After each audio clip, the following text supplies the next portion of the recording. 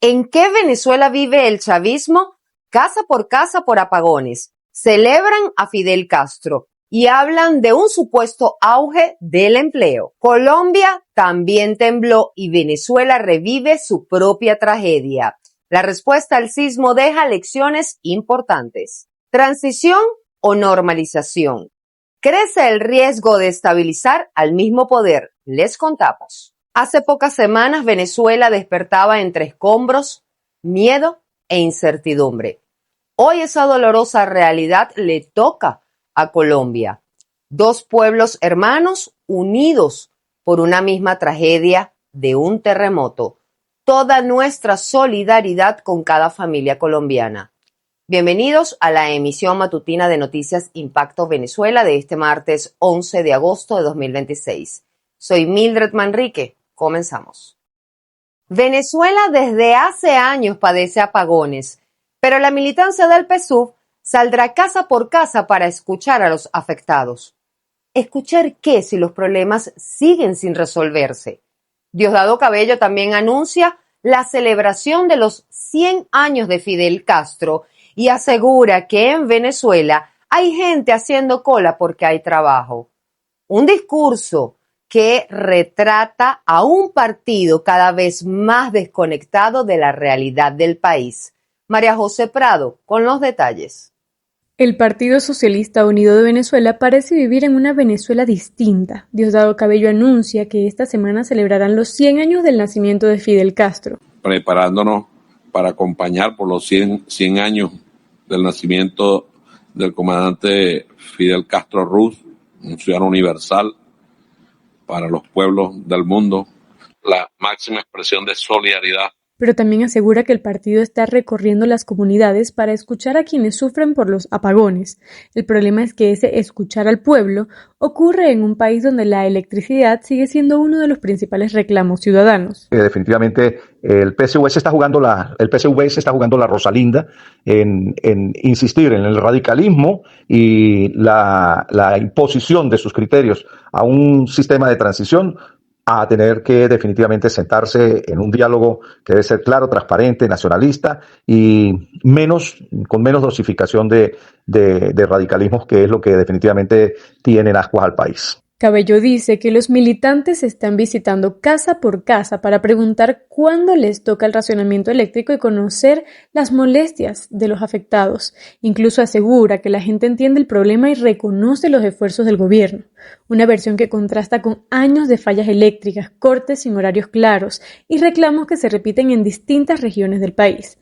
El PSV, que nació bajo la promesa de ser un partido al servicio del pueblo, termina presentándose como intermediario entre ese pueblo y las respuestas que el propio gobierno debería garantizar. Yo diría igualmente que, en conclusión, el PSV oscila entre si insiste en la vía del trienio de una dominación total o se encamina hacia la imposición y el país avanza hacia un nuevo acuerdo, como el tipo de acuerdo que se dio en esa época con el punto fijismo o con el pacto de punto fijo.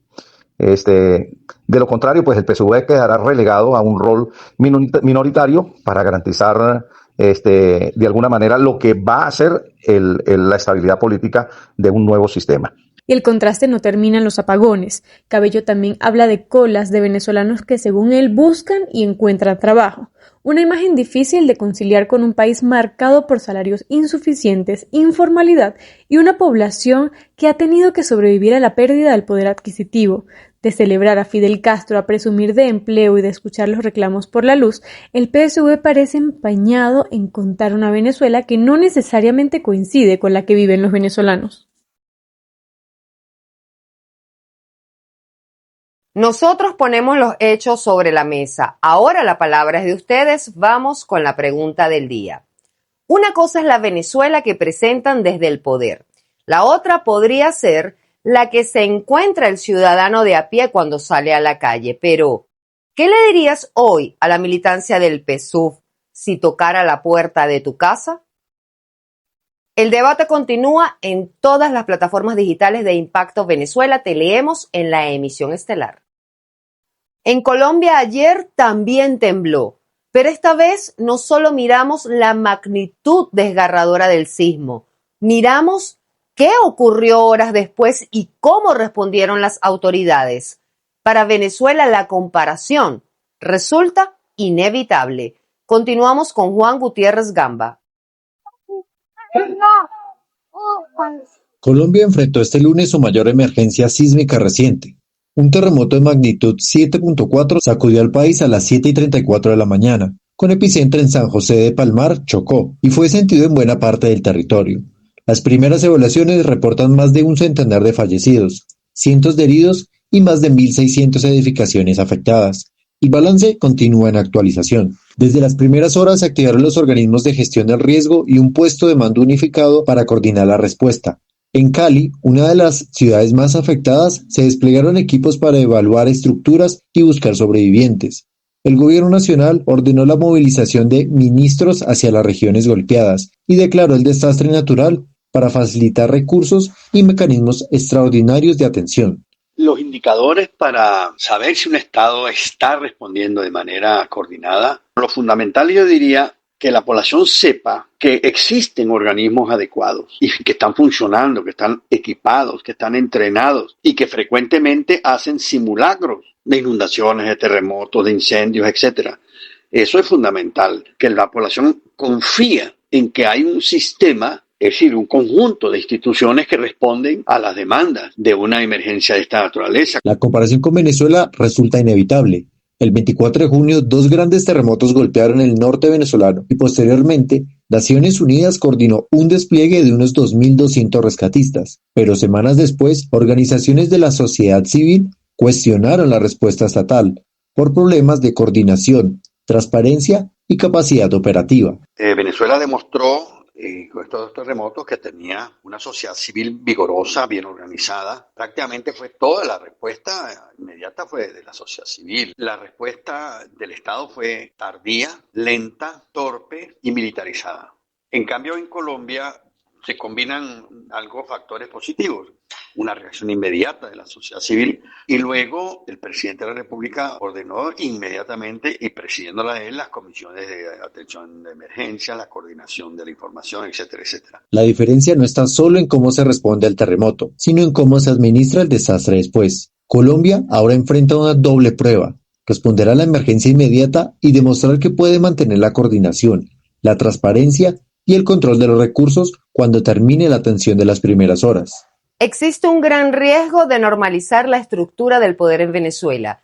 Desde Estados Unidos hay quienes advierten que la hoja de ruta del presidente Donald Trump está invertida y que podría ser muy contraproducente para la estabilidad política del país. Quique Frías con el informe. En Venezuela sigue avanzando la ruta de transición dictada por el gobierno de Estados Unidos, pero el orden que plantea levanta dudas sobre riesgos, estabilización, recuperación y apenas al final la transición en las figuras de poder es objeto de críticas, en esta oportunidad también por la exfuncionaria del Departamento de Estado, Carrie Filippetti. El orden de su estrategia está invertido.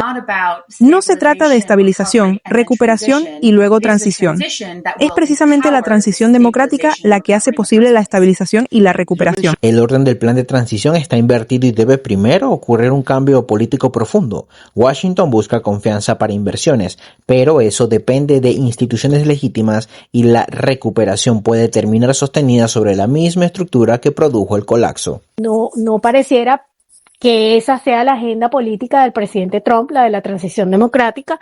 A algunos ya les está dando la impresión que el presidente tiene otras prioridades que no son necesariamente la democracia y que eso, por supuesto, juega en contra de las expectativas no solamente de los venezolanos, sino fundamentalmente las aspiraciones en Latinoamérica.